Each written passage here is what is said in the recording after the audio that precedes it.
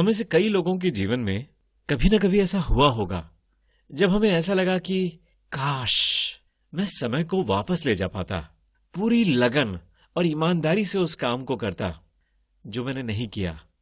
दोस्तों, आज की कहानी है एक कारपेंटर की। वैसे ये कहानी है तो बहुत साधारण, पर इसमें एक ऐसा गूढ़ मंत्र छिपा हुआ है जो हम सबके जीवन को बदल सकता है। तो कहानी ऐसे है कि एक कारपेंटर किसी कंपनी के साथ बहुत लंबे वक्त से काम कर रहा था। वो अपने काम में बिल्कुल माहिर था। एक दिन उसने अपनी नौकरी छोड़ने का मन बना लिया। दरअसल वो अपने काम से थक गया था, अब आराम करना चाहता था, अपने परिवार के साथ ज्यादा वक्त बिताना चाहता था। फिर एक दिन वो अपने बॉस के पास गया और अपने इस डिसीजन के बारे में बताया कि सर, अब बहुत सालों से मैं यहाँ काम कर रहा हूँ और मुझे अब लगता है कि अब मुझे रिटायर हो जाना चाहिए, मुझे आराम की ज़रूरत है, मैं अपने परिवार के साथ रहना चाहता हूँ, समय बिताना चाहता हूँ। उसने बताया अपने बॉस को। अब बॉस ने उसे मनाने की बड़ी कोशिश की। उसने कहा कि भाई, अभी तो तुम्हारी उम्र ज़्यादा नहीं हुई है और अभी तुम काम कर सकते हो, और इतना महंगाई का दौर है, अब तुम ये काम छोड़ोगे तो तुम्हारी कैसे अपना जीवन यापन करोगे, कैसे अपने परिवार का पालन पोषण करोगे, तो अभी मत जाओ, अभी कुछ और साल काम करो हमारे साथ। तो उसने उसे कोशिश करी कि वो न जाए, रुक जाए, लेकिन वो नहीं माना।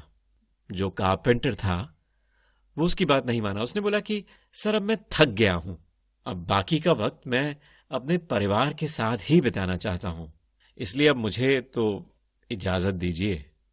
बॉस बोला, ठीक है, अगर आपने काम छोड़ने का मन बना ही लिया है तो कोई बात नहीं, बस ये एक आखिरी प्रोजेक्ट है, इसे आप पूरा कर दीजिए। लेकिन कारपेंटर अब कोई नया काम नहीं लेना चाहता था, इसलिए हाथ जोड़कर बोला कि सर, मैं वाकई अब कोई काम नहीं करना चाहता, मैं अब नहीं काम करना चाहता हूं, आप प्लीज मुझे जाने दीजिए। लेकिन बॉस नहीं माना। उसने कहा कि देखिए, आप अपने 25 साल इस कंपनी को दे चुके हैं, आपने इतने लंबे समय से इस कंपनी के साथ काम किया है, बस ये एक आखिरी प्रोजेक्ट है, इसे आप कर दीजिए प्लीज, और फिर आप जाइए। तो कारपेंटर जो है वो बेमन से उसने कहा, ठीक है, कर दूंगा, आप कह रहे हैं इतना, और अपने काम में जुट गया। अब उसका ध्यान जो था वो था फटाफट उस काम को खत्म कर देने में, इसलिए उसने क्वालिटी पे और फिनिशिंग पे ज्यादा ध्यान नहीं दिया, और उसने इस बात पे भी गौर नहीं किया कि सामान कहां से आ रहा है, सामान की क्वालिटी कैसी है। उसने इन बातों पे ध्यान नहीं दिया क्योंकि वो ये चाहता था कि मैं फटाफट ये काम खत्म करूं और मैं फिर यहां से जाऊं। किसी तरह से वो अपने इस काम को पूरा कर देना चाहता था, और उसने इसी कारण पूरे मन से और पूरे डेडिकेशन से उस काम को नहीं किया था, और इसी कारण से उस घर पे उसने जो काम किया था वो उसके द्वारा किए गए बाकी कामों के मुकाबले इंफीरियर क्वालिटी का था, थोड़ा उतना अच्छा नहीं था जितना हर बार वो बनाता था।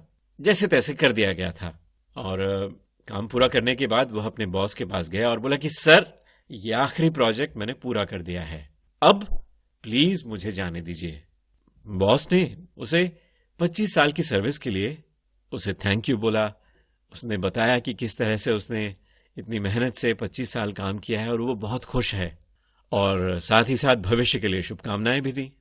अब ये सब बातें सुनकर वो कारपेंटर जैसे ही जाने के लिए हुआ तो बॉस ने उसे रोका। बॉस ने उसे कहा, ठहरिए, रुकिए, आपने हमारे लिए अपने जीवन के 25 साल दिए हैं, अब हमारी तरफ से आपके लिए ये एक छोटा सा तोहफा है, ये आप रख लीजिए। अब ये कहते हुए बॉस ने अपने पॉकेट से एक चाबी निकाली और कारपेंटर को दे दी। अरे, ये क्या? ये चाबी तो उसी घर की थी जिसे कारपेंटर ने अभी अभी पूरा किया था। अब कारपेंटर पछता रहा था। अगर उसे पहले पता होता कि वो जिस घर पर काम कर रहा है वो तो उसी का घर होगा, तो वो उसे और भी ज्यादा बेहतर और भी ज्यादा खूबसूरत बनाने की कोशिश करता। लेकिन अब पछताने से क्या होगा? जो होना था वो तो हो गया। दोस्तों, हम में से कई लोग अपने जीवन में ऐसी ही गलती करते हैं और फिर बाद में इस बात का एहसास होता है कि अगर उन्होंने पूरी ईमानदारी और लगन के साथ उस काम को किया होता तो जीवन की दिशा कुछ और ही होती और उन्हें उस कारपेंटर की तरह नहीं कहना पड़ता कि काश मुझे पहले पता होता। इसी तरह के और इंस्पायरिंग वीडियोस देखने के लिए हमारे चैनल को सब्सक्राइब करें और बेल आइकन दबाना न भूलें।